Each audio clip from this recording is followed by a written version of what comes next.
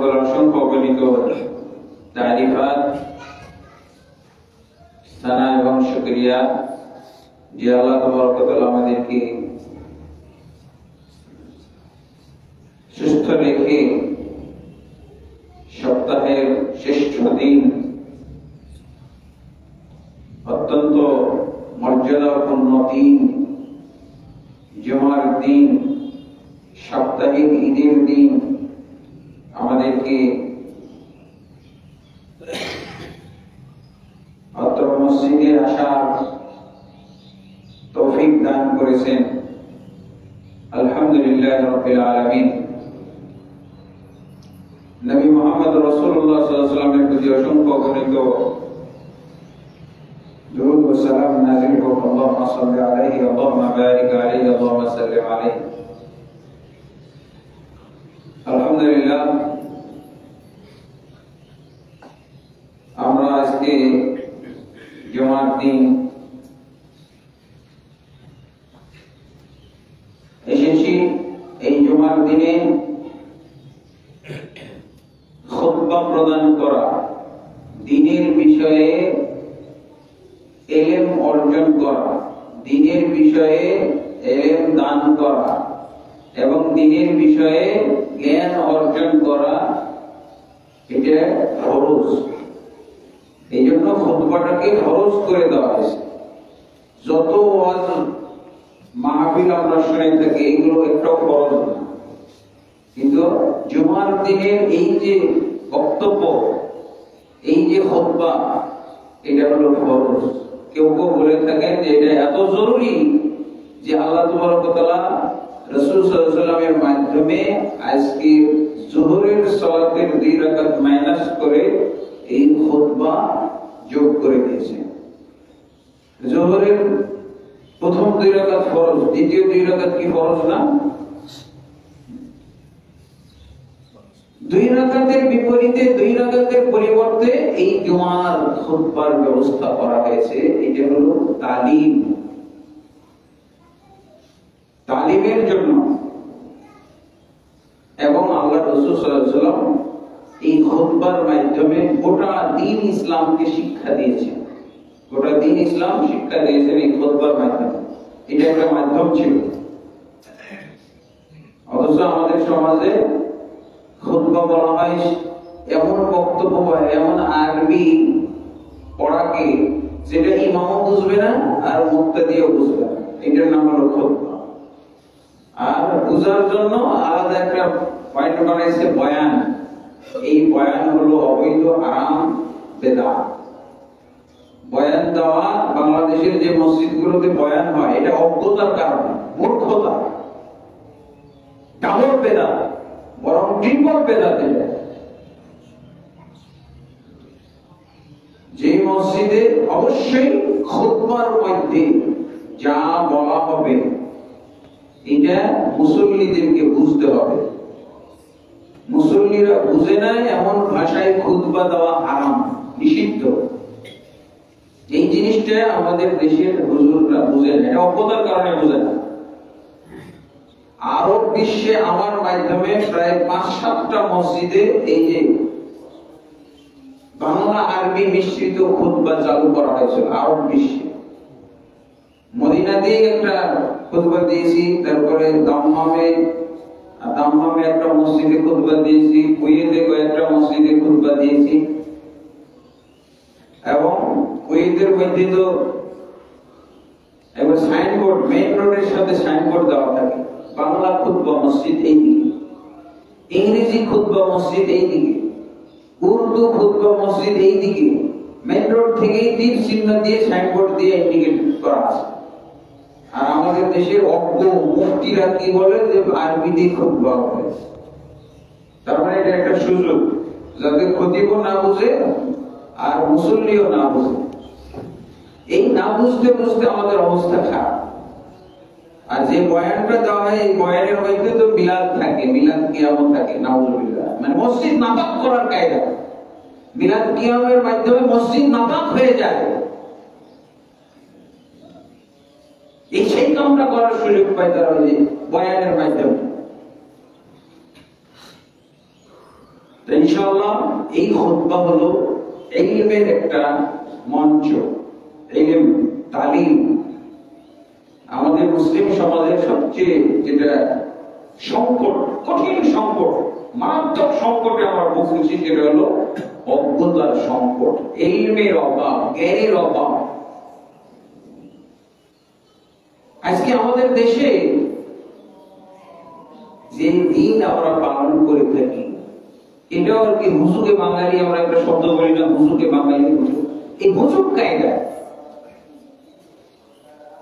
জ্ঞান ভিত্তিক কোন দিন পালন করা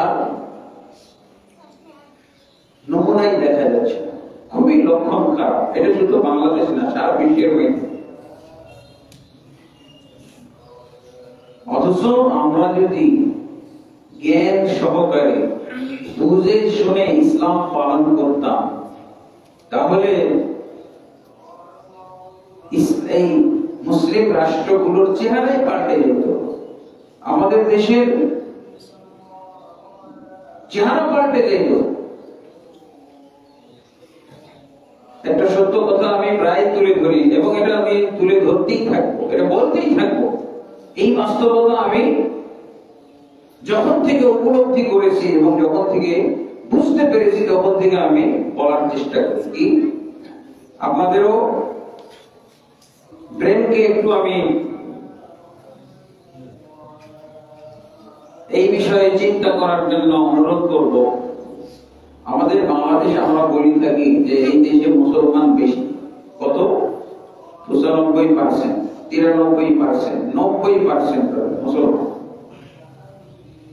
তাহলে 5% এরা কি? 5% কি ফেরেশতা?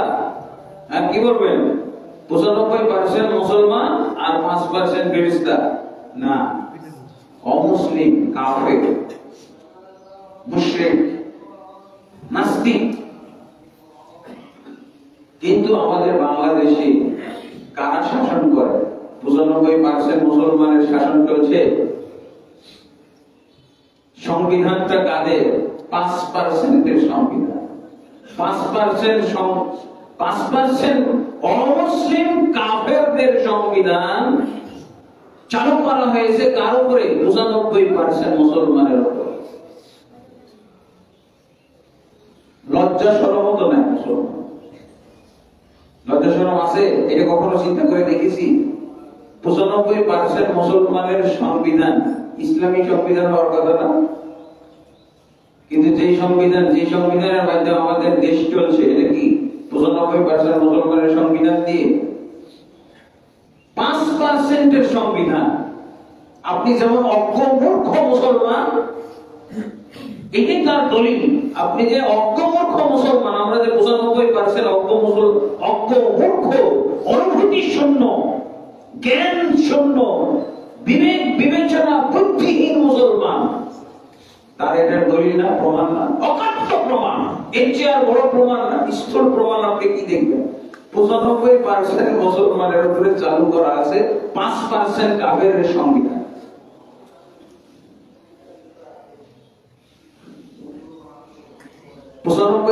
মুসলমানের সংবিধান কোনটা? কোরআন না? কোরআনের মধ্যে এই যে সালাতের ব্যাপারে, সালাত একটা ইবাদত না? ইসলামী রাষ্ট্রের মধ্যে সালাত দিয়ে সবকিছু বিবেচনা করা হয়।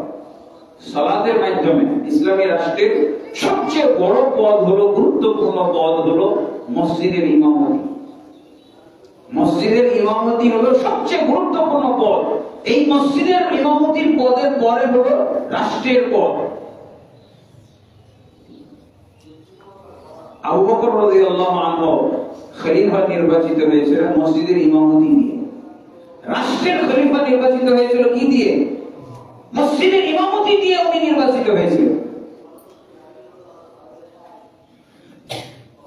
আল্লাহ রাসূল সাল্লাল্লাহু আলাইহি ওয়াসাল্লাম যখন মৃত্যুর আগে অসুস্থ হয়ে পড়লেন, আর উনি ইমামতি করতে পারছেন না, আর উনি ইমামতির জায়গায় এসে দাঁড়িয়ে সালাত পড়াইতে পারছেন না, তখন সহিহ বুখারীতে এই হাদিসগুলো আছে।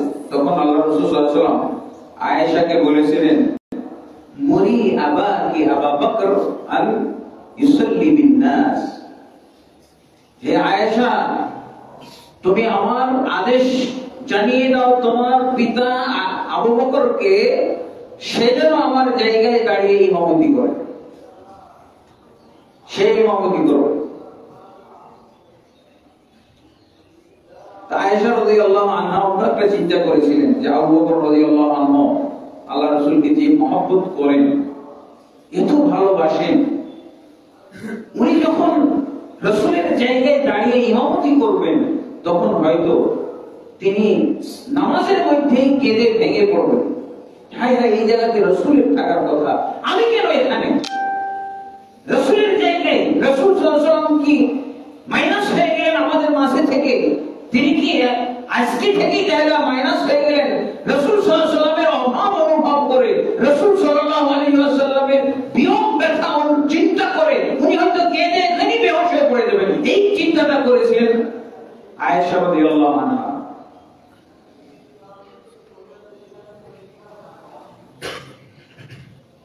এই চিন্তায় আয়েশা রাদিয়াল্লাহু আনহা কি বলেছিলেন, ইয়া রাসূলুল্লাহ, উনি তো রাসূল সাল্লাল্লাহু আলাইহি ওয়াসাল্লাম যা বলতেন সেটা তো ওয়াহির ভিত্তিতে, নবুয়তি কথা, রাসূলের কথা সব ছিল কি নবুয়তি কথা। মানুষের মতো সাধারণ চিন্তা বিবেক থেকে আল্লাহ রাসূল তো কথা বলতেন না, এর একটা সুদূর প্রসারী প্রভাব আছে এই কথা। আবু বকর রাদিয়াল্লাহু আনহু কেন ইমামতি করছেন, এটা একটা আল্লাহর পরিকল্পনা, রাসূল সাল্লাল্লাহু আলাইহি ওয়াসাল্লাম বাস্তবায়ন করতেছেন। এখানে দাঁড়িয়ে আয়েশা রাদিয়াল্লাহু আনহা বললেন তার যে সীমাবদ্ধ চিন্তা, সীমাবদ্ধ বুদ্ধি, আয়েশা উনি তো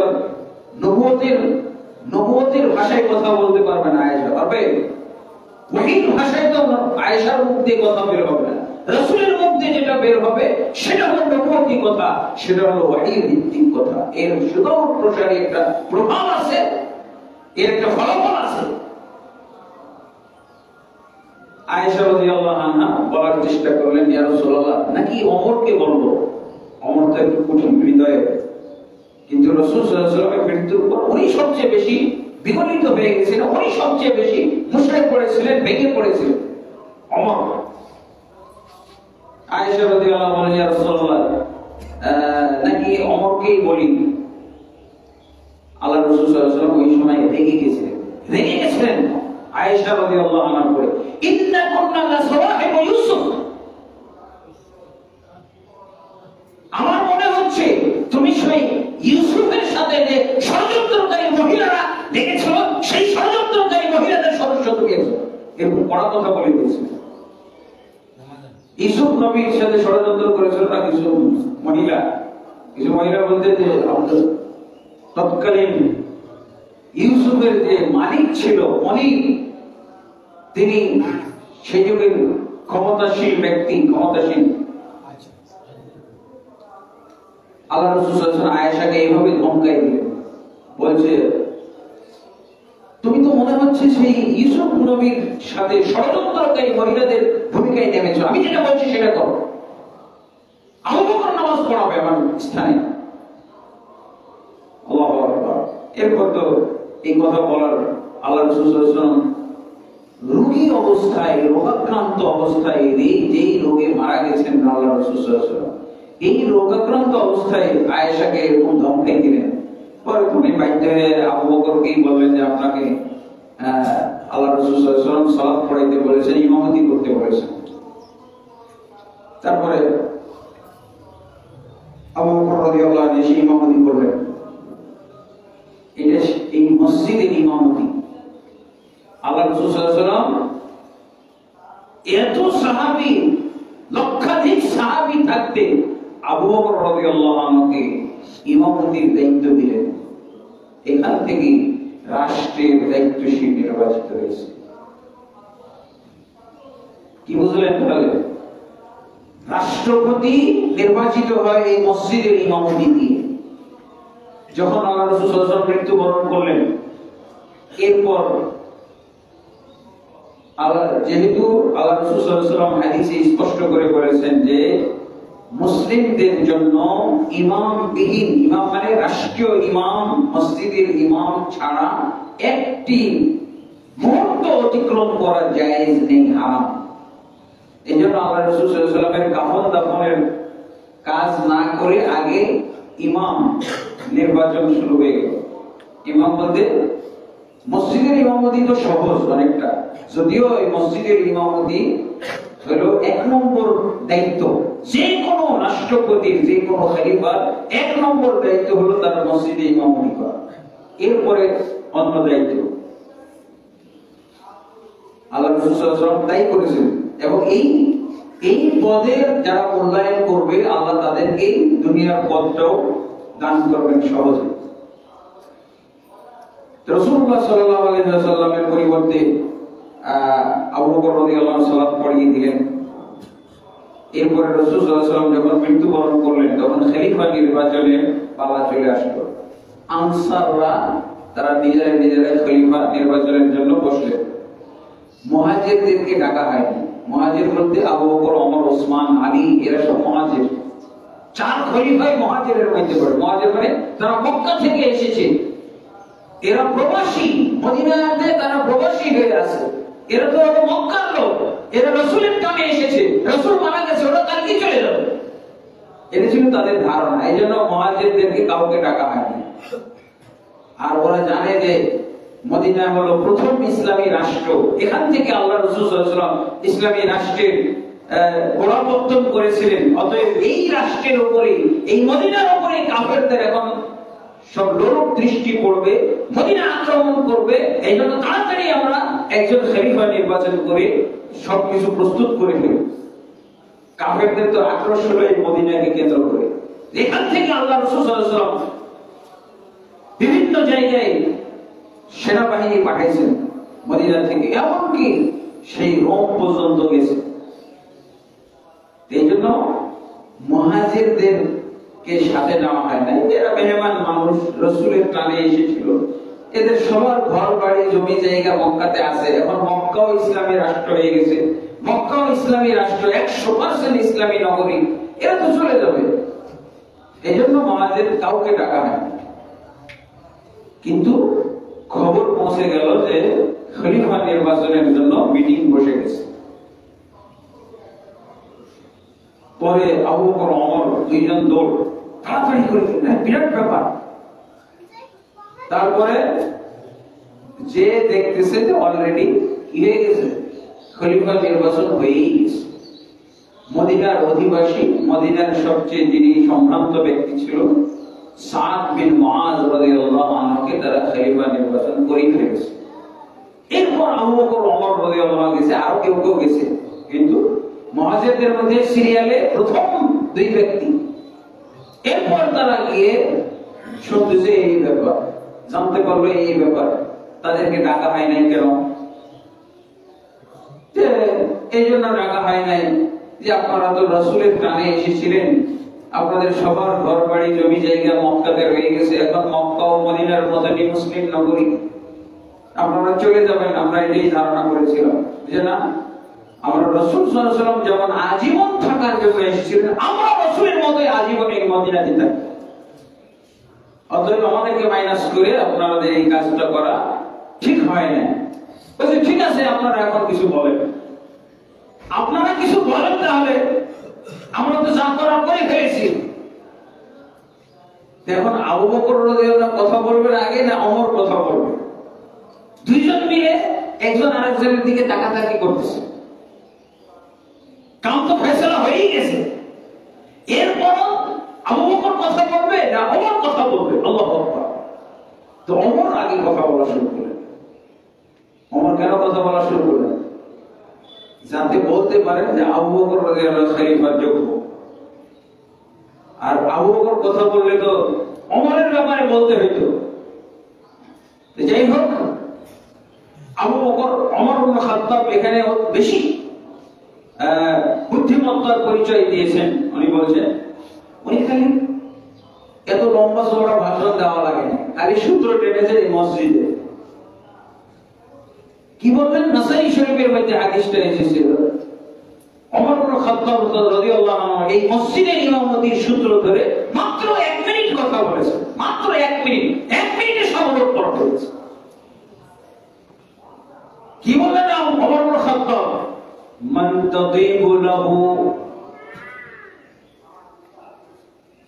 মান তাদিবু নাফসুহু আন্নাহু মান কদ্দামাহু রাসূলুল্লাহ সাল্লাল্লাহু আলাইহি ওয়াসাল্লাম আন ইউআখিরাহু।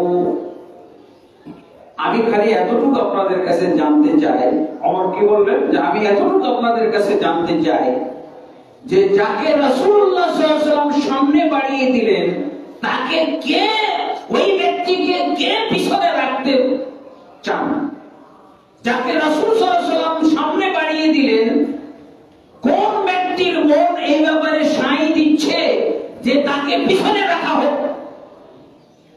কি কথা বলবেন? আবার বলছি, যেই ব্যক্তিটাকে আল্লাহর রাসূল সাল্লাল্লাহু আলাইহি ওয়াসাল্লাম জীবিত অবস্থায় সামনে আগিয়ে দিলেন, সেই ব্যক্তিকে পিছনে রাখার জন্য কার মন সাই দিচ্ছে? একটু হাত তুলুন। জবাব আসলো কি? লা আহাদ, লা আহাদ, লা আহাদ। সবার মধ্যে একটা কথা বলছে, না, যাকে রাসূলুল্লাহ সাল্লাল্লাহু আলাইহি ওয়াসাল্লাম সামনে এগিয়ে দিয়েছেন তাকে আমরা কেউ পিছনে রাখতে পারি না, কেউ পিছনে আমরা তাকে রাখতে রাজি নই। 1 মিনিটের ফয়সালা। সাদ বিন মুআয রাদিয়াল্লাহু নির্বাচিত হয়ে যাওয়া ব্যক্তি, ভোটে সে নির্বাচিত হয়ে গেছে, সবাই তাকে নির্বাচন করেছে মদিনাবাসী। এরপরে ওমর ইবনে খাত্তাব রাদিয়াল্লাহু খালি এই মসজিদের ইমামতির এই রেফারেন্সে 1 মিনিট কথা বলাতে সব কিছু ঠিকঠাক হয়ে গেল। সাদ বিন মুআয 1 মিনিটের মাধ্যমে তার খেলাফত ক্যান্সেল হয়ে গেল। সেই জায়গায় আবু বকর রাদিয়াল্লাহু বসে গেলেন, সাথে সাথে ফয়সালা হয়ে গেল। ওই মিটিং এর মধ্যে আবু বকর রাদিয়াল্লাহু খলিফাতুল মুসলিমিন, আমিরুল মুমিনিন হয়ে গেলেন। কিসের ভিত্তিতে হলো? এই মসজিদের ইমাম, মসজিদের ইমামতির সূত্র ধরে রাষ্ট্রের ইমাম নির্বাচিত হয়ে গেল। বরং এই একই মিটিং এ সাদ বিন মুআয রাদিয়াল্লাহু আনহুকে খলিফা নির্বাচন করা হয়েছিল, সেই ব্যক্তিও পদ থেকে সরে গেল, সেই ব্যক্তি সমর্থন থেকেও সমস্ত জনগণ সরে গেল। আল্লাহু আকবার। এর কিসের ভিত্তিতে হলো? ইলম। এই ইলম নাই, জ্ঞান নেই, কোনো কিছুই নেই, যার জন্য আমাদের সমাজে এত সমস্যা হয়ে গেল। সবকিছু ঠিকঠাক। একদিনে একই মিটিং এর প্রথম দিকে একজন নির্বাচিত হলো, দ্বিতীয় পর্বে আরেকজন নির্বাচিত হলো, তাকে ক্যান্সেল করে, ক্যান্সেল করা লাগে, অটো ক্যান্সেল হয়েছে। হাদিসের কাছে আবার কার আদালত চলবে? রাসূল সাল্লাল্লাহু আলাইহি ওয়াসাল্লামের হাদিস, ওমর ইবনে খাত্তাব রাদিয়াল্লাহু হাদিস দিয়ে দিয়েছেন, এবং সবাই জানে যে আবু বকর রাদিয়াল্লাহু আনহু শুধু এক জায়গায় ইমামতি করেছে তা না। হিজরতের সময় রাসূলুল্লাহ সাল্লাল্লাহু আলাইহি ওয়াসাল্লামের সাথে কে ছিল? হত্যা করলে 100 উট পাওয়া যাবে পুরস্কার, অথচ সেই লোকের সঙ্গী হলো আবু বকর রাদিয়াল্লাহু আনহু। অথচ আমাদের এই মুসলিম বিশ্বের শিয়ারা সবচেয়ে খারাপ জানে আবু বকর রাদিয়াল্লাহু আনহু, সবচেয়ে বড় কাফের হলো আবু বকর রাদিয়াল্লাহু আনহু। নরেন্দ্র মোদীর চেয়ে বড় কাফের হলো আবু বকর রাদিয়াল্লাহু আনহু। নাউযুবিল্লাহ। হ্যাঁ, জো বাইডেনের চেয়ে বড় কাফের হলো আবু বকর রাদিয়াল্লাহু আনহু। আর কি একটা বাংলা এখন হয়েছে, ট্রাম্প তার চেয়ে বড় পাগল, বড় কাফের মনে করে আবু বকর রাদিয়াল্লাহু আনহু। এর নাম হলো শিয়া। ইরান, এর নাম হলো ইসলামিক প্রজাতন্ত্র ইরান, শিয়া প্রজাতন্ত্র বলতে হবে। নাউযুবিল্লাহ। তাহলে আমাদের শুধু মুসলমানদের অভাব হলো ইলমের অভাব, জ্ঞানের অভাব। জ্ঞানের অভাবের কারণে কি হয়েছে? কত সহজ জিনিসগুলো আমরা পাচ্ছি না, জ্ঞানের অভাবের কারণে। সহজ সহজ জিনিস আল্লাহ আমাদেরকে পৃথিবীর মধ্যে, বাংলাদেশ না, পৃথিবীর মধ্যে আমাদেরকে আল্লাহ তাবারক ওয়া তাআলা আধিপত্য, শ্রেষ্ঠত্ব, আমাদেরকে রাজত্ব, নেতৃত্ব দেওয়ার জন্য আল্লাহ দায়িত্ব নিয়ে রেখেছে। আল্লাহ আমাদেরকে নেতৃত্ব দান করবে। কিন্তু আমরা জ্ঞানের অভাবে পাচ্ছি না। আর আল্লাহর কাছ থেকে রাসূলুল্লাহ সাল্লাল্লাহু আলাইহি ওয়াসাল্লাম নেতৃত্ব বুঝিয়ে নেওয়ার জন্য আবু জাহলরা যে নেতৃত্ব দিয়েছিল আল্লাহ রাসূলকে নেই। আল্লাহ নেতৃত্ব দিতে চেয়েছেন। আল্লাহ রাসূল সাল্লাল্লাহু আলাইহি ওয়াসাল্লাম যখন কালেমার দাওয়াত দিচ্ছিলেন, রাসূলুল্লাহ সাল্লাল্লাহু আলাইহি ওয়াসাল্লাম মক্কাতে যখন কালেমার দাওয়াত দিচ্ছিলেন, তখন কালেমার দাওয়াতের একটা পর্ব ছিল দুনিয়ার পর্ব, আর একটা ছিল আখিরাতের পর্ব। আখিরাতের পর্বটা আগে বলছিলেন আল্লাহ রাসূল। কি বলছেন? ইয়া আইয়ুহান নাস কুলু লা ইলাহা ইল্লাল্লাহ তুফলিহু, হে আমার জনগণ তোমরা লা ইলাহা ইল্লাল্লাহ ঘোষণা দাও, তোমরা ইহকাল এবং পরকালে সফল কাম হয়ে যাবে। ইহকাল এবং পরকালে সফল কাম হয়ে যাবে। আর এরপরে পরকালের সফল কাম কিভাবে হবে এটা আল্লাহ রাসূল সাল্লাল্লাহু আলাইহি ওয়াসাল্লাম স্পষ্ট করে বলতেন। মান ক্বালা লা ইলাহা ইল্লাল্লাহ দাখালাল জান্নাতা, লা ইলাহা ইল্লাল্লাহ পড়বে সে জান্নাতে যাবে। মান শাহিদা লা ইলাহা ইল্লাল্লাহ দাখালাল জান্নাতা, যে লা ইলাহা ইল্লাল্লাহ সাক্ষ্য দিবে সে জান্নাতে যাবে। মান কানা আখিরু কালামিহি লা ইলাহা ইল্লাল্লাহ দাখালাল জান্নাতা, যার শেষ কথা হবে লা ইলাহা ইল্লাল্লাহ সে জান্নাতে যাবে। কিন্তু এই লা ইলাহা ইল্লাল্লাহ একটা শর্ত হলো ফাআলাম আন্নাহু লা ইলাহা ইল্লাল্লাহ, তোমরা জ্ঞান অর্জন করো, জানো যে আল্লাহ ব্যতীত সত্য কোনো মাবুদ নাই। এই যে কালেমার তরজমাটা সঠিক তরজমা, এই জ্ঞানটাই আমাদের ভারতবর্ষের মুসলমানদের নাই বললেই চলে। এই জ্ঞানটা সৌদি আরবের মুসলমানদের আছে, কিন্তু আমাদের ভারতবর্ষের মুসলমানদের মধ্যে লা ইলাহা ইল্লাল্লাহ শব্দের জ্ঞান আছে, কিন্তু অর্থের জ্ঞান নাই। অর্থ জানা, শব্দ কোন এলেম হলো, শব্দ কোন জ্ঞান হলো। শব্দ তো হিন্দুও বলতে পারে, লা ইলাহা ইল্লাল্লাহ বলতে পারে কোন হিন্দু নেই আছে। আমাদের বাংলাদেশে লা ইলাহা ইল্লাল্লাহ পড়তে পারে, লা ইলাহা ইল্লাল্লাহ শব্দটা পারে না এরকম হিন্দুও নেই, এরকম কোন বৌদ্ধ খুঁজে পাওয়া যাবে, এরকম কোন খ্রিস্টানও নেই আছে। কিন্তু লা ইলাহা ইল্লাল্লাহ সঠিক তরজমা জাননেওয়ালা মুসলমান খুঁজে পাওয়া যাবে। আপনি টঙ্গীর মাটিতে টেস্ট করে দেখেন, সবচেয়ে বেশি মুসলমান কোথায় পাওয়া যাবে? একত্র কোথায় পাওয়া যাবে? সবচেয়ে বেশি মুসলমান কোথায় পাওয়া যাবে? টঙ্গীর মাঠে না? একটাও পাবেন না যে লা ইলাহা ইল্লাল্লাহ সেই সঠিক তরজমা জানে, যেই সঠিক তরজমাটা জানলে আল্লাহ মুসলমানদেরকে রাষ্ট্র ক্ষমতা দিন। এই যে আজহারির মাহফিলে যে এত মুসলমান হচ্ছে, একটা কেউ পাবেন না যে এই যে এত ওয়াজ শুনতে আসছে এবং মারা যাচ্ছে, পদপিষ্ট হয়ে মারা যাচ্ছে না, অনেকে গর্ভপাত হয়ে যাচ্ছে নাউজুবিল্লাহ ভিড়ের ঠেলায়, কিন্তু একজন কেউ পাবে না যে সে সঠিক তরজমাটা জানে। একজন কেউ পাওয়া যাবে। আমি দুইটা ভিড়ের জায়গা বলবো আপনার।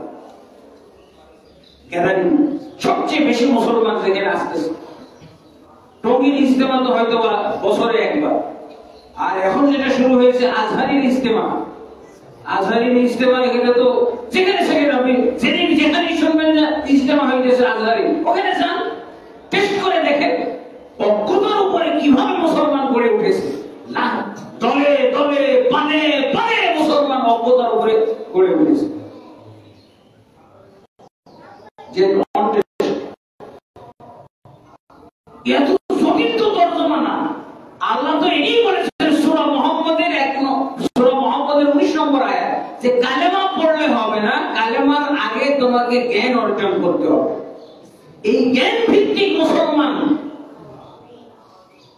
এখন বাংলাদেশে পাওয়া যায় না বলেই 95% মুসলমানকে শাসন করছে 5% কাফের। আপনাকে আর কিভাবে বুঝাবো? আপনি আমাকে বলেন যে আমার কথাটা মিথ্যা, বলেন সাহস করে যে আপনি মিথ্যা কথা বলছেন, বলেন আপনার কথা নয় কি যে 95% মুসলমান কি 5% কে শাসন করতেছে? বলতে পারবেন এটা? এটি অবাস্তব মিথ্যা কথা। আপনি নিজেকেই নিজেকে মিথ্যা বলতে হবে।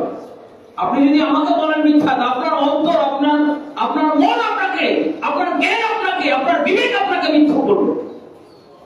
আর আমাকে মিথ্যুক বললে আপনার মুখটাই শুধু বলবে মিথ্যুক, কিন্তু আপনার বিবেক আপনাকে বলবে তুমি মিথ্যাবাদী। বাস্তবতা কোনটা? 95% মুসলমানকে শাসন করতেছে 5% কাফের মুশরিক।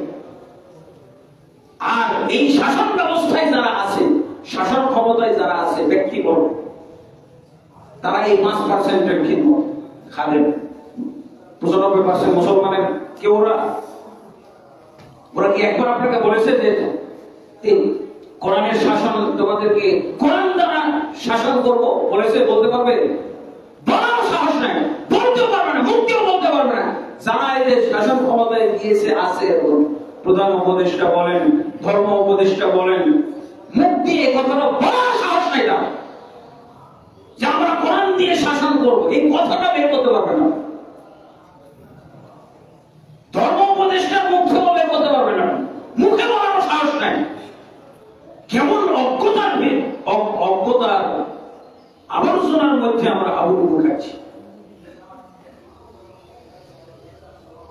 আল্লাহ রাসূল সাল্লাল্লাহু আলাইহি ওয়াসাল্লাম কি বলছেন? আল্লাহ কি বলছেন? আলাম আন্নাহু লা ইলাহা ইল্লাল্লাহ, সূরা মুহাম্মাদের 19 নম্বর আয়াত। তুমি জ্ঞান অর্জন করো।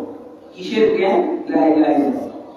যে বিষয়ে জ্ঞান অর্জন করতে হবে সেটার সিরিয়াল নাম্বার 1, যে লা ইলাহা ইল্লাল্লাহর জ্ঞান অর্জন করতে হবে। লা ইলাহা ইল্লাল্লাহর কতটুকু জ্ঞান? আপনি প্রথমে তো তরজমাটা ঠিক করবেন। তরজমাটা কি? লা মা'বুদা বিহাক্কিন ইল্লাল্লাহ, যালিকা বিআন্নাল্লাহা হুয়াল হক ওয়া আন্না মা ইয়াদউনা মিন দুনিহিল বাতিল। তরজমাটা আছে কোথায়? সূরা হজ্জের 62 নম্বর আয়াতে আর সূরা লোকমানের 30 নম্বর আয়াত। এই কথাটাই জানেন না। টঙ্গীর এতগুলো মানুষ এই কথাটাই জানে না, এই ঠিকানাটাই জানে না যে লা ইলাহা ইল্লাল্লাহর তরজমাটা সূরা হজ্জের 62 নম্বর আয়াতে আছে, সূরা লোকমানের 30 নম্বর আয়াতে। এই কথাটাই জানে না।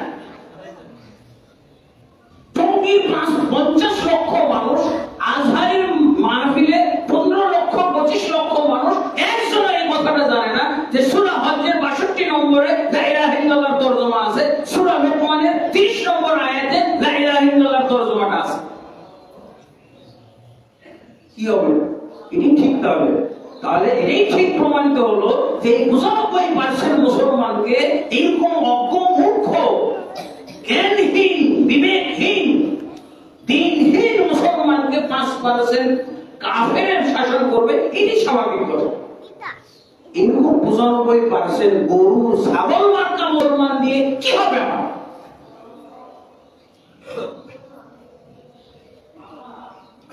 বুঝতে পেরেছেন? রাসূলুল্লাহ সাল্লাল্লাহু আলাইহি ওয়াসাল্লাম বলছেন, মান মাতা ওয়া হুয়া ইয়ালাম। ওসমান রাদিয়াল্লাহু থেকে বর্ণিত, আল্লাহ রাসূল সাল্লাল্লাহু আলাইহি ওয়াসাল্লাম বলেন, মান মাতা ওয়া হুয়া ইয়ালাম আন্নাহু লা ইলাহা ইল্লাল্লাহ দাখালাল জান্নাহ। যে ব্যক্তি মৃত্যুর পূর্বে লা ইলাহা ইল্লাল্লাহ জ্ঞান অর্জন করেছিল, লা ইলাহা ইল্লাল্লাহ সম্পর্কে জ্ঞান অর্জন করেছিল, সেই ব্যক্তি যদি মারা যায় তাহলে সে জান্নাতে যাবে। দেখেন শর্ত, লা ইলাহা পড়লে খালি হবে না, লা ইলাহা ইল্লাল্লাহ জ্ঞান অর্জন করেছিল, এই ব্যক্তি জান্নাতে যাবে। মুসলিম শরীফের হাদিস। তাহলে লা ইলাহা ইল্লাল্লাহ জ্ঞান অর্জন কি আছে? সূরা লোকমানের 30 নম্বর আয়াত এবং সূরা হজ্জের 62 নম্বর আয়াত। কোনো জটিল কথা নাই, কালেমার তরজমার মধ্যে কোনো জটিল তেমন কথা নাই। কি বলা হয়েছে? আল্লাহ ব্যতীত সত্য কোনো মাবুদ নাই। এই কথা আমরা কি বলি? আল্লাহ ব্যতীত কোনো মাবুদ নাই। এটা হলো ভুল তরজমা। আর সূরা হজ্জের 62 নম্বর আয়াত আর 30 লোকমানের 30 নম্বর আয়াতে কি হবে? একটা মাত্র শব্দ যোগ করে হবে, আল্লাহ ব্যতীত প্রকৃত বা সত্য কোনো মাবুদ নেই। এই কথাটা এতটুকুই জানে না।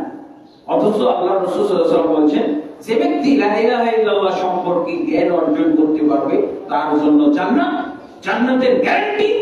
আর আরেকটা আল্লাহ রাসূল সাল্লাল্লাহু আলাইহি ওয়াসাল্লাম কি বলেছিলেন? এই যে আবু জাহালরা যে আল্লাহ রাসূলকে ক্ষমতা দিয়ে দিতে চাইছিল, কি বলছিল?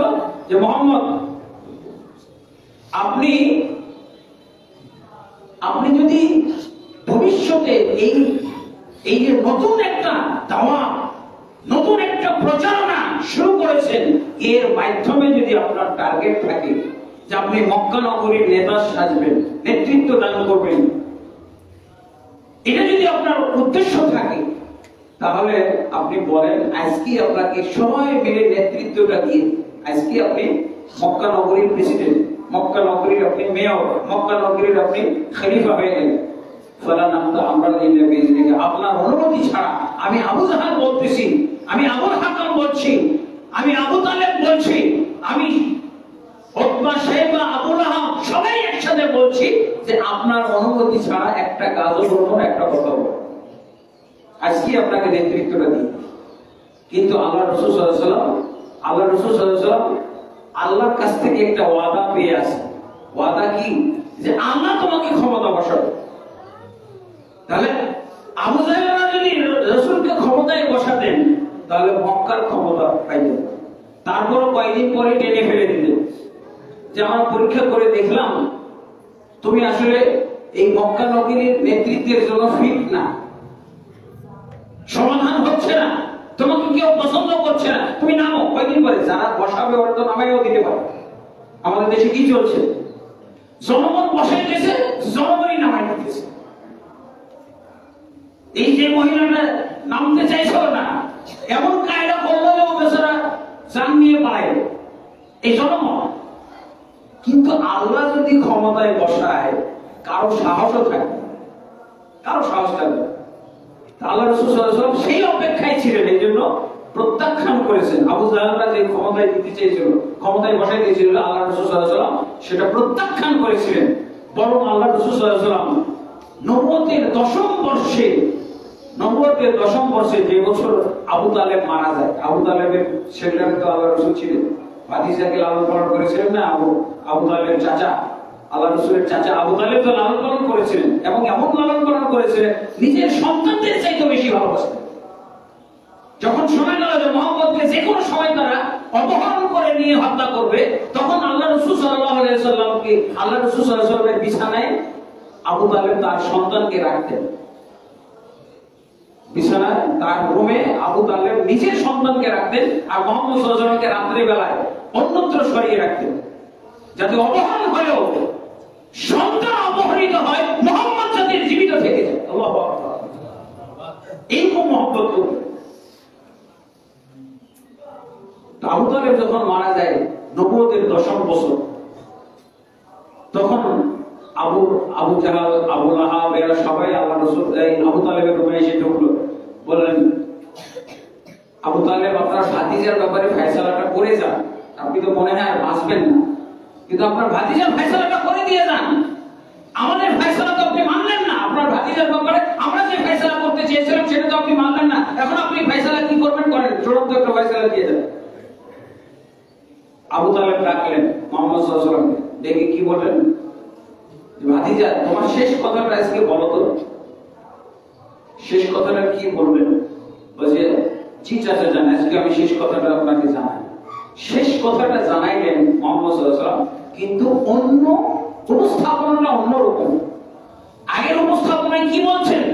মান ক্বালা লা ইলাহা ইল্লাল্লাহ দাখালাল জান্নাহ, যে লা ইলাহা পড়বে জান্নাতে যাবে। আজকে কি বলছেন আমার রাসূল সাল্লাল্লাহু আলাইহি ওয়াসাল্লাম? ইয়া আম্মি উরিদু মিনহুম কালিমাতান ওয়াহিদাতান তাদিলু লাহুমুল আরাব ওয়া তাসুলু ওয়া তুওয়াদি ইলাইহিমুল আজামুল জিজিয়াতা। তিরমিজি এবং মুসনাদ আহমদের মধ্যে হাদিসটা আছে। আল্লাহ রাসূল সাল্লাল্লাহু আলাইহি ওয়াসাল্লাম আজকে কালেমার উপস্থাপনাটা করলেন অন্য কায়দায়। এতদিন কালেমার মাধ্যমে আখিরাত দখল করা যাবে, জান্নাত দখল করা যাবে, আর আজকে মুহাম্মদ সাল্লাল্লাহু আলাইহি ওয়াসাল্লাম বললেন দুনিয়া দখল করা যাবে। আল্লাহ রাসূল বললেন, ইয়া রাসূলুল্লাহ, ইয়া আম্মি, হে আমার চাচা যান, শুনুন, আমি তাদের কাছ থেকে একটি মাত্র কালেমার স্বীকৃতি চাই। তারা যদি একটি কালেমার আমাকে স্বীকৃতি দিয়ে দিতে পারে, তাহলে আমি তাদেরকে ওয়াদা দিচ্ছি, শুধু মক্কা না, গোটা আরব জাহান তাদের নেতৃত্ব স্বীকার করবে। গোটা আরব জাহান, আরব জাতি তাদের বশ্যতার নেতৃত্ব, কর্তৃত্ব মেনে নেবে, স্বীকার করবে। ওয়াতুওয়াদি ইলাইহিম আল আজামুল জিজিয়াতা, আর পৃথিবীতে যত অনারব আছে, অনারবরা তাদের বশ্যতা স্বীকার করে জিজিয়া, কর, ট্যাক্স দিয়ে জমিনে বসবাস করে। আরব জাতি এবং অনারব জাতি সবাই তাদের নেতৃত্ব স্বীকার করে নেবে। ভালো করে শুনেন, কালেমার আল্লাহ রাসূল সাল্লাল্লাহু আলাইহি ওয়াসাল্লাম আজকে ব্যাখ্যা দিচ্ছেন। এটা কোন বছর? নবুয়তের 10ম বছর। এই কালেমার ফজিলত বা এই কালেমার প্রভাব সম্পর্কে শুনে মারা গেছে আবু তালেব। আবু জেহেল জানে ওই মক্কার কাফেররা যদিও রাসূলের বিরোধিতা করে, কিন্তু তারা জানতো যে মুহাম্মদ কোনো মিথ্যা কথা বলে না। তারা খুবই আশান্বিত হয়ে গেল। আবু জাহাল, আবু লাহাবরা আল্লাহ রাসূল সাল্লাল্লাহু আলাইহি ওয়াসাল্লামের এই কথা শুনে খুবই প্রভাবিত হয়ে গেল। আজকেই কালেমার স্বীকৃতি দিয়ে তারা বের হবে, কিছুক্ষণের মধ্যে একেবারে রেডি, সবাই রেডি। উপস্থাপনা দেখেন রাসূলুল্লাহ সাল্লাল্লাহু আলাইহি ওয়াসাল্লাম আজকের উপস্থাপনা কি করছেন। বললেন, তাদের কাছ থেকে আমি একটি মাত্র কালেমার স্বীকৃতি চাই। যদি এই কালেমাটির স্বীকৃতি তারা দিয়ে দেয়, তাহলে কি হবে? গোটা আরব জাহান তাদের নেতৃত্ব মেনে নিবে। গোটা অনারব সম্প্রদায়, পৃথিবীর যত অনারব আছে, পৃথিবীতে দুই রকমের মানুষ, একটা হলো আরব আর একটা অনারব। অনারবের মধ্যে আমরা আছি না, ভারতবর্ষের মুসলমান বা অমুসলমান, অমুসলিম সবাই। আল্লাহ রাসূল সাল্লাল্লাহু আলাইহি ওয়াসাল্লাম বললেন, আরব অনারব সবাই নেতৃত্ব দিবে তোমরা। আবু জাহেল তো বসা থেকে দাঁড়িয়ে গেছে। তুমি যদি এরকম কোন বাণী আবিষ্কার করে থাকো, এরকম কোন কথা আবিষ্কার করে থাকো, একটা কথার স্বীকৃতি দিলে যদি এই ফায়দা হয়, এই উপকার পাওয়া যায়, তাহলে আমাদেরকে এই মুহূর্তে তুমি এরকম 10টা কালেমার স্বীকৃতি না, আমরা রেডি, প্রস্তুত। আবু জাহেল কি বক্তব্য দিল? এই ধরনের কালেমা যদি তুমি শিখে থাকো, জেনে থাকো, আর তোমার কথা তো অবশ্যই সত্য, এরকম 10 কালেমার স্বীকৃতি দিয়ে আমরা বেরোবো। এই গ্রন্থ বড় কি আল্লাহ রাসূল সাল্লাল্লাহু আলাইহি ওয়াসাল্লাম কি বলেন? তাকুলুনা লা ইলাহা ইল্লাল্লাহ, তোমরা লা ইলাহা ইল্লাল্লাহ এই কালেমার স্বীকৃতি দিয়ে দাও। কি বলো? আজআলাল আলিয়াতা ইলাহা ওয়াহিদা। মুহাম্মদ, তুই আমার সেই কালেমাটার কথাই বলছিস যেটা আমাদের সম্ভব না। আমরা যেই কালেমার স্বীকৃতি দিতে ব্যর্থ, অসম্ভব। কারণ আমাদের বাপ-দাদা 14 পুরুষকে বোকা বানানো হয়। আমাদের যে সমস্ত দেবদেবী আমরা পূজা করে এসেছি, বাপ-দাদা 360টা মূর্তি দিয়ে আমরা যেভাবে আল্লাহর ঘরকে সাজিয়ে রেখেছি, এই সাজানো গোছানো এই সমাজটা, এই ঘরটা নষ্ট করে দিতে বলছো তোমার, এটা সম্ভব না। এই তোমার এই কালেমার আমরা স্বীকৃতি দিব না। কি হলো? এই কালেমা, অথচ এই কালেমার কাছেই তারা পরাজিত হয়েছে। কতদিন লেগেছে? এই তো আজকে 10, আর 8ম হিজরিতেই তো আল্লাহ রাসূল সাল্লাল্লাহু আলাইহি ওয়াসাল্লাম মক্কায় এসে ঢুকলেন না, যুদ্ধ করা লাগেনি। মুহাম্মদ সাল্লাল্লাহু আলাইহি ওয়াসাল্লাম কিছুদিন পর আল্লাহ রাসূল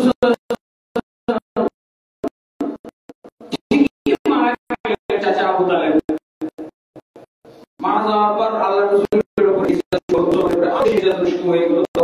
মুহাম্মদ সাল্লাল্লাহু আলাইহি ওয়াসাল্লাম খরচ করে দিলেন।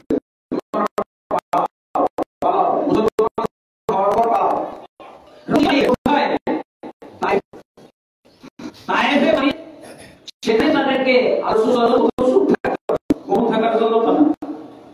চুপচাপ দাওয়াতের নিয়ম ছিল মাত্র 3 বছর। এরপরে তো আল্লাহর পক্ষ থেকে আদেশ আছে স্পষ্টভাবে প্রকাশ্যে দাওয়াত দাও, প্রকাশ্যে দাওয়াত দিচ্ছেন।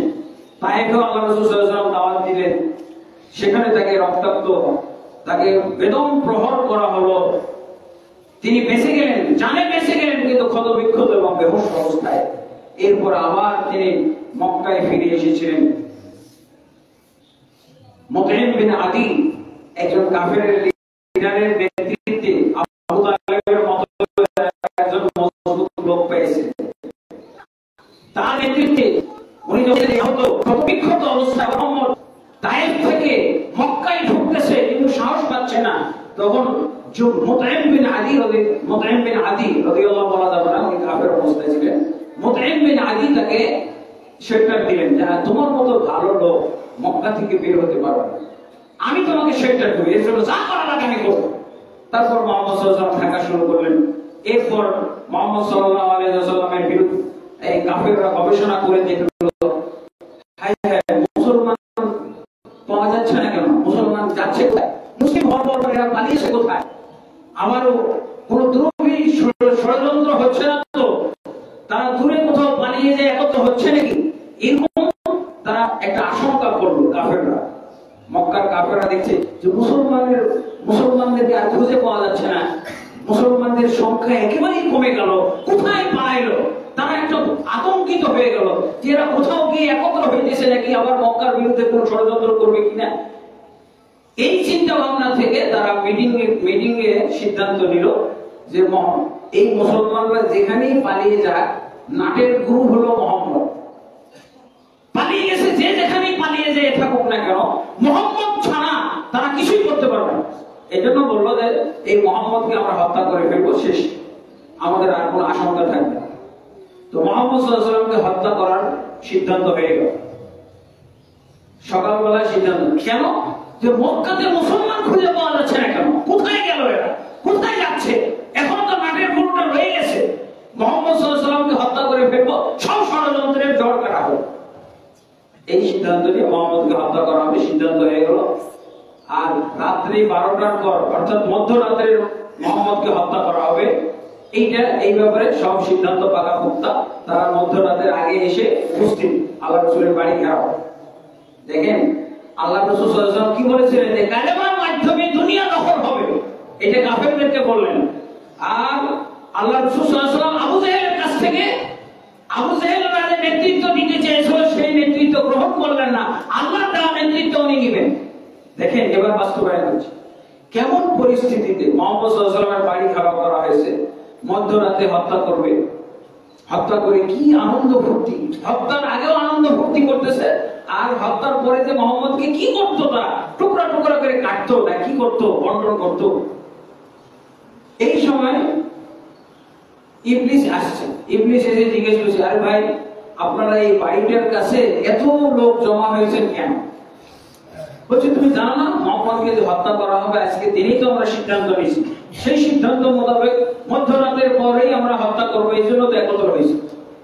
ইবলিস বলছে, আরে পাগলের দল, মুহাম্মদ তো নাই, মুহাম্মদ এই ঘরে নাই। যে নাই মানে আমরা মুহাম্মদকে বাড়িতে ঢুকতে দেখেই তো ঘেরাও করছি, আমরা কি কাঁচা কাম করছি নাকি, আমরা কি এত বোকা? তারা মনে করেছে এটা মুহাম্মদের গোয়েন্দা আমাদেরকে বিভ্রান্ত করে সরাইতে চায়।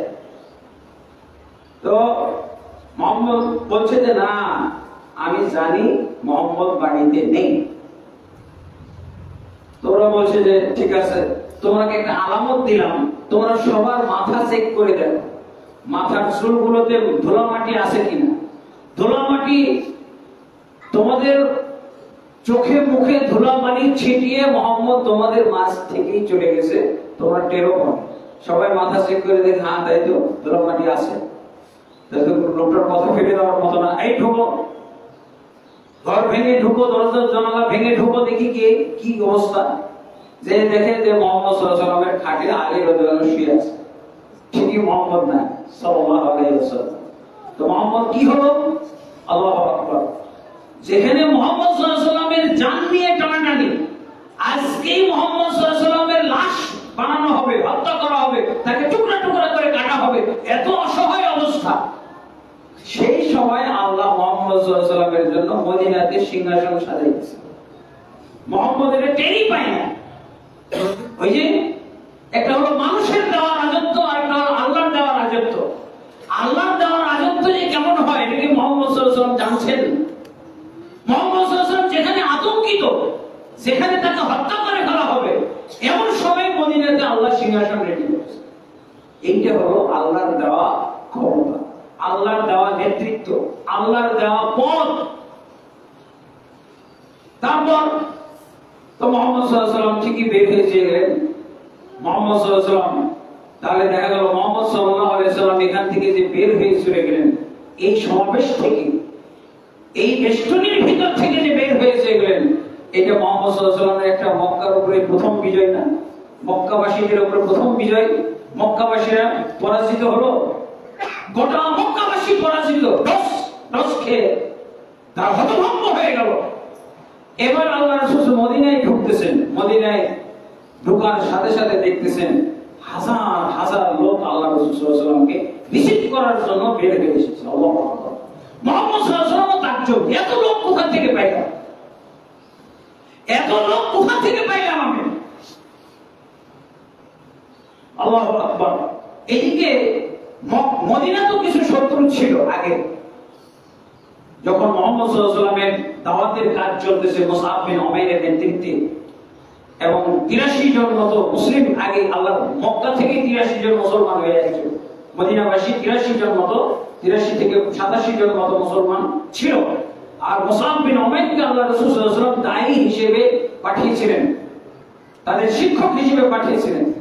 এত কাজ হয়েছে, আল্লাহ রাসূল সাল্লাল্লাহু আলাইহি ওয়াসাল্লাম এত লোক কোথায় পেলাম। সেদিন মুনাফিকদের লিডার ছিল আব্দুল্লাহ বিন উবাই বিন সুলুল, সেই লোকটা পরাজিত। হায় হায়, আমার না নেতৃত্বে বসার কথা, আমাকে যারা ভালোবাসতো সবগুলো লোক দিকে মুহাম্মদের অনুসারী, মুহাম্মদকে স্বাগতম জানানোর জন্য রেডি। ইহুদিদের 3টা কবিলা ছিল, তারাও মদিনার ক্ষমতা নেওয়ার জন্য একেবারে কাছাকাছি ছিল। তারা ইহুদিরা দেখতেছে যে মুহাম্মদ সাল্লাল্লাহু আলাইহি ওয়াসাল্লাম একটা মক্কা থেকে আগত লোক, সব লোকই দেখি মুহাম্মদের। সেদিন তাহলে মক্কা পরাজিত হইল, মক্কার কাফেররা টস খেয়ে পরাজিত হইল। মদিনাতে ঢোকার সময় যারা রাসূলের সাথে প্রতিদ্বন্দ্বিতা করত তারাও একই দিনে পরাজিত হলো। এবার আল্লাহ রাসূল সাল্লাল্লাহু আলাইহি ওয়াসাল্লাম বিনা প্রতিদ্বন্দ্বিতায় সিংহাসনে বসে গেলেন। ইহুদিও আর ভয় পায়, মুনাফিকরাও ভয় পায়। এবার আল্লাহর পক্ষ থেকে এখানে কোরআন নাযিল হচ্ছে আর বাস্তবায়ন হচ্ছে। কোরআন নাযিল হয় আর বাস্তবায়ন করে, কেউ টু শব্দ করে না। এই হলো আল্লাহর পক্ষ থেকে ক্ষমতা প্রদান। কিসের ভিত্তিতে হবে? আল্লাহর ইলমের ভিত্তিতে, কালেমার ভিত্তিতে। কালেমার যে দাওয়াতটা আল্লাহ রাসূল সাল্লাল্লাহু আলাইহি ওয়াসাল্লাম দিলেন, নবুয়তের 10ম বছরের বাস্তবতা পাওয়া যায়। কিন্তু আমরা আজও 95% মুসলমানের মধ্যে কালেমার তরজমাটাই জানি না। আল্লাহ তাআলা আমাদেরকে বুঝার তৌফিক দান করুন। এমনকি আমরা ইসলামের যে ফরজগুলো, ফরজ যেগুলো মসজিদে বাস্তবায়ন করি, 5 ওয়াক্ত সালাত, এটার ক্ষেত্রে তো নাই।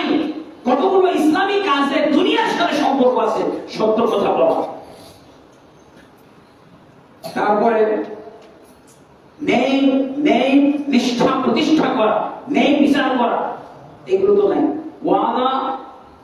ওয়াদা পূর্ণ করা, অঙ্গীকার পূর্ণ করা, ভেজাল না মিশানো, এই যে ইসলামী কতগুলো কাজ যেগুলো দুনিয়া ঠিক করার জন্য কাজে লাগে, এটা কিন্তু কাফেররা বাস্তবায়ন করতেছে। কাফেররা বাস্তবায়ন করতেছে। চুরি করে না, তারা কি চুরি ডাকাতি দুর্নীতি করে? কাফেররা। আপনি চুরি ডাকাতি দুর্নীতি যদি না করেন তাহলে দুনিয়াটা সুন্দর চলবে।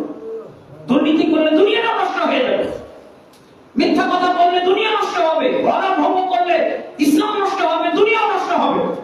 প্রতারণা করলে, আপনি যদি একজনের টাকা আত্মসাৎ করেন, হক নষ্ট করেন, তাহলে আপনার দুনিয়া শেষ, আখিরাত শেষ। দুনিয়াতেও আপনি শান্তি পাবেন না। আল্লাহ তাআলা আমাদেরকে বুঝার তৌফিক দান করুন। ইসলাম মানলেই আল্লাহ আমাদেরকে ক্ষমতা দান করবেন। ইসলামকে বুঝে শুনে যদি আমরা বাস্তবায়ন করি তাহলে অবশ্যই আমাদের জন্য আল্লাহ তাআলা নেতৃত্ব জমা রেখে দিয়েছেন, নেতৃত্ব তিনি আমাদের হাতে তুলে দেবেন। কিন্তু আমরা মুসলমানরা অজ্ঞতাকে পুঁজি বানিয়েছি। এই অজ্ঞতার আমরা বশবর্তী হয়ে দুনিয়ায় বসবাস করছি। আল্লাহ আমাদেরকে বোঝার তৌফিক দান করুন। আল্লাহুম্মা আমিন।